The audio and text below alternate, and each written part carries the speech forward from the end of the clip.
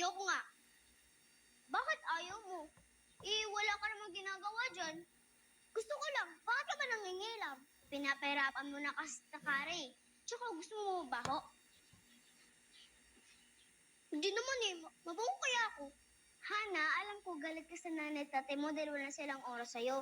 Pero dapat intindihin mo yun, di ba? Kasi kahit anong mangyari, love ka pa rin nila. Hindi yun totoo.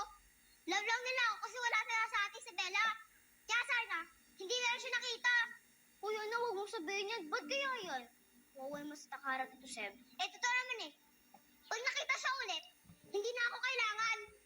Kaya ayoko siya bumalik dito. Bahala ka nga dyan, iiwan na kita. Saan pupunta? Kay Tita Kara. Isusumbong na naman ako, no? Hindi nga kita isusumbong. Sabihin ko lang na ayaw mong maligo. Sumbungin na ka! Sinumbong mo na ako kahapon eh. Kaya ako nahuli. Ba't kasi yun, Hana? Baka mapaano ka? Hindi ka pa nagpapaalam. Ang sabihin mo, sip-sip ka lang sa nanay ko. Hindi ako sip-sip. Siguro naingit ka sa akin, no? Kasi, mas magaling nanay ko kaysa sa mama mo. Hindi nga totoo. The best ang mama ko. Hindi naman eh. Kayo, mahirap lang.